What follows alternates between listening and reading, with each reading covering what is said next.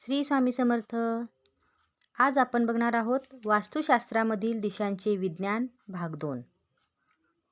खगोलशास्त्रीय दृष्टिकोनातून बघायला गेलं तर पृथ्वी हा एक ग्रह आहे आणि ग्रहांना स्वतःचा असा प्रकाश नसतो. पण अवकाशातील ताऱ्यांना मात्र स्वतःचा प्रकाश असतो. त्यामुळे सूर्य हा स्वयंप्रकाशित तारा आहे. सूर्यामुळे आपल्याला ऊर्जा प्राप्त होते. आपली पृथ्वी, मंगळ, बुध, गुरु, शुक्र, हर्षल, नेपच्यून हे आणि इतर ग्रह देखील आपल्या सूर्यमालेचाच एक भाग आहेत. हे सर्व ग्रह पृथ्वीसोबतच सूर्याभोवती प्रदक्षिणा घालतात. सूर्य हा आपला पोषक असा स्वयंप्रकाशित तारा आहे. तो सर्व ग्रहांना त्याच्यापासून निर्माण होणाऱ्या हायड्रोमॅग्नेटिझमने भ्रमण करायला लावत असतो.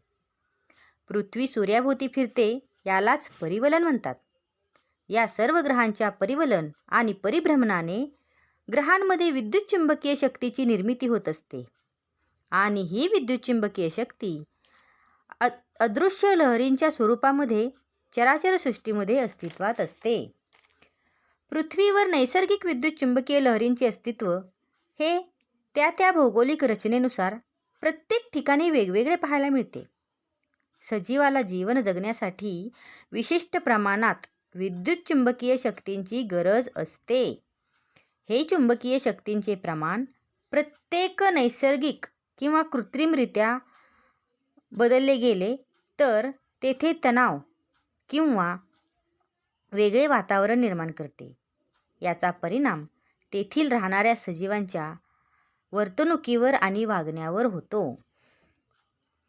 ज्या भूमीवर आपण वास्तू उभी करणार असतो त्या जागेची, प्लॉटची विभागणी केली जाते.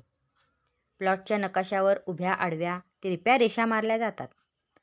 पूर्व, पश्चिम आणि दक्षिणोत्तर समांतर रेषांना शिरा असे म्हटले जाते. असे असले तरी त्या रेषा साध्यासुध्या रेषा नसून त्या विद्युतभारित रेषा असतात आणि याचा शोध हार्टमन या शास्त्रज्ञाने लावल्यामुळे अशा शिरांना म्हणजेच अशा रेषांना हार्टमन लाईन्स असे म्हणतात. सन 1960 मध्ये डॉक्टर अर्नेस्ट हार्टमन या नामांकित जर्मन वैद्यकीय डॉक्टरांनी जमिनीतून पूर्व, पश्चिम व उत्तर दक्षिण वाहणाऱ्या या विद्युतभारित रेषांचा शोध लावला.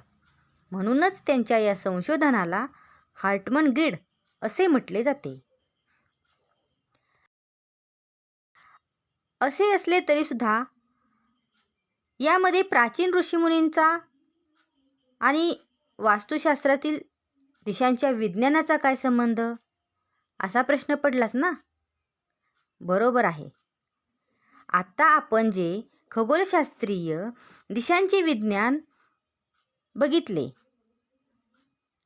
5000 वर्षांपूर्वीच भारतीय प्राचीन ऋषीमुनींनी देखील वास्तुपुरुषांच्या शिरा व मर्मस्थाने म्हणजेच जमिनीतील पूर्व, पश्चिम, उत्तर, दक्षिण या दिशांनी वाहणाऱ्या अदृश्य विद्युतभारित रेषांचा परिचय भारतीय संस्कृतीला करून दिलेला आहे.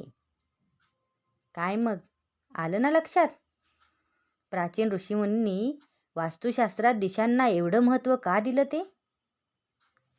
चला मग यासारख्याच अजून माहितीपूर्ण माहितीसाठी चॅनलला लाईक करा, शेअर करा, सबस्क्राईब करा. श्री स्वामी समर्थ.